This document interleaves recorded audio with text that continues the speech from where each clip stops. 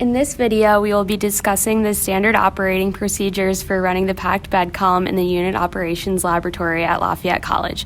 Do not start up the column without a lab instructor present and without taking the necessary safety precautions. When operating the packed bed column, operators should be wearing a hard hat, safety goggles, closed-toed shoes, long pants, no jewelry, and long hair should be tied back to avoid mechanical safety hazards associated with the compressor's motor's fan belt. Earplugs should also be worn for ear protection, as the compressor is loud and operators will be exposed to the noise for an extended period of time. The operator that turns valve FHV 116 to turn on the steam supply must be wearing heat protective gloves. Please note, this section of the control panel illustrates the additional flow meter and heat exchanger that is important for the separation of acetone from a vapor stream in the gas absorber lab in CHE 412. The acetone streams will not be utilized in this lab. See the gas absorber SOP for how to operate that section of the equipment. For this experiment, you need to operate the dry column in order to determine the void fraction of the packed bed before introducing water to the column, because once water is introduced, it will take hours to dry. To operate the dry column, ensure that valve FHV 143 at the top of the column is open to prevent the column from overpressurizing. Then pull the switch on the Westinghouse control box up and press the start button on the yellow AB quality panel to start up the compressor. Use FHV 126 to control the airflow rate into the column. Adjust FHV 126 to the desired airflow rate as listed in the random run order for dry column operation. PI 125 measures the pressure drop across the Venturi meter. Read off PI 125 using magnetic indicator API 125 and record the pressure in inches of water. Read off the dry column pressure drop using PI 144 or PI 145. The pressure drop can be read by reading the difference in height of the indicating fluid on both sides using the markings. PI 145 can also be used to measure the pressure drop across the column, but both readings indicate the same pressure drop in different units. To begin the water rotometer calibration on FHV 115, first set valve FHV 119 to point downward so that water doesn't enter the column and is diverted towards the drain. Then open valve FHV 112 to start the water supply to the exchanger. In order to reach this valve, a ladder must be used. Ensure that the operator carefully climbs the ladder while another member of the group holds it to stabilize it. To find the volumetric flow rate of water through the rotometer, have one operator collecting water into a bucket from the clear tube coming out at the exit of FHV 119. Have a second operator to record the collection time using a stopwatch. Calculate the flow rate by dividing the volume of water collected by the time for every trial according to the run order. Turn valve FHV 119 so that it is pointed upward so water can enter at the top of the column. Ensure that valve FHV 148, located at the bottom of the column, is open to allow water to drain out. Use valve FHV 148 to maintain the water level between the markings on the bottom of the column. Have one operator remain at this task during the wet column operation because it may require constant adjustments.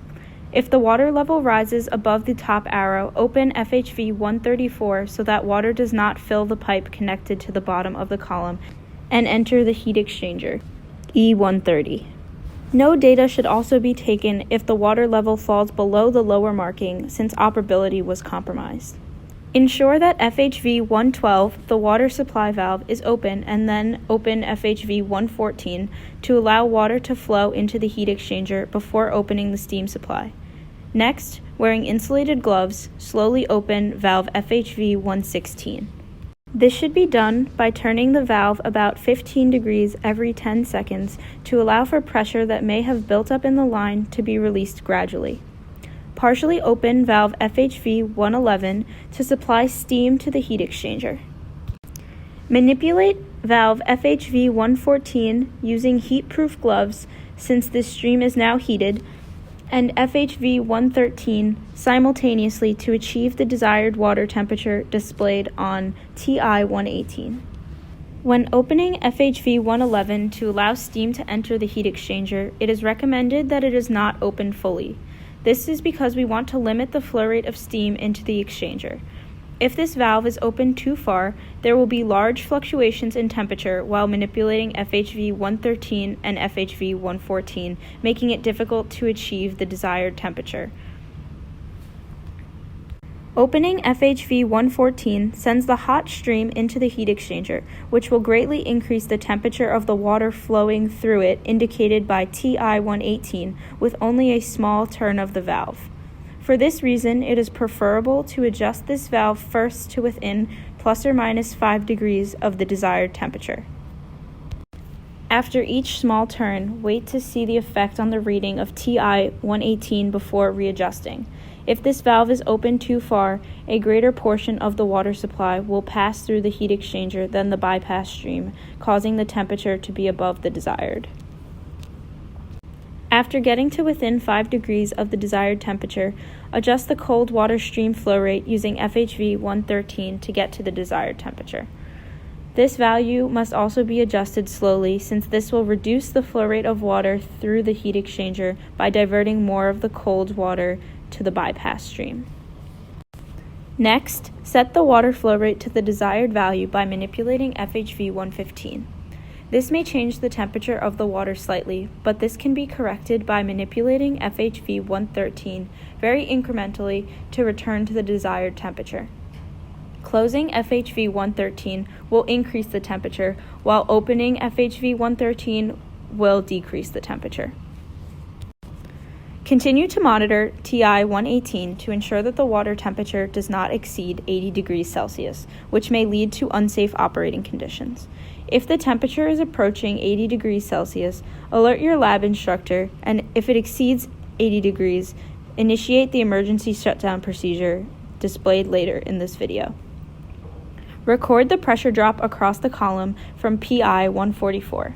The pressure drop can also be read from PI 145.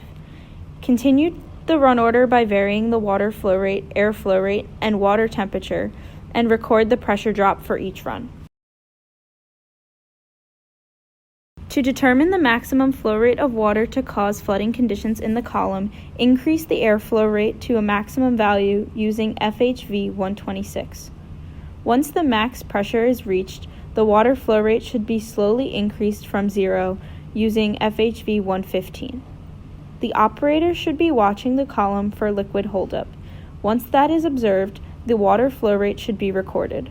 Then the air flow rate should be decreased down to 0 using FHV 126. Once that is done, the water flow rate should be set to the maximum value using FHV 115. The air flow rate should be slowly increased until flooding is observed. Record these two values. After completing the experiment, the equipment must be shut down. To do this, close FHV 126, press the stop button, and turn off the Westinghouse switch. Close FHV 111 and FHV 116 to shut off the steam supply. Turn FHV 119 until it points downward. Close FHV 112, FHV 113, FHV 114, and FHV 115. Drain any water remaining at the bottom of the column using FHV 148. Leave FHV 148 open to allow the column to completely dry. If the temperature read on TI 118 exceeds 80 degrees Celsius, start the emergency shutdown procedure by pressing the stop button on the compressor control panel and turn off the Westinghouse switch. Also, close FHV 111 and then close FHV 116 fully to shut off the steam supply to the heat exchanger E110. Additionally, you may need to enact the emergency shutdown procedure if there is a loss of containment or loose parts in the compressor. Once the equipment is shut down, have a lab instructor check the equipment to ensure everything is in order. This now concludes the standard operating procedure for the packed bed equipment.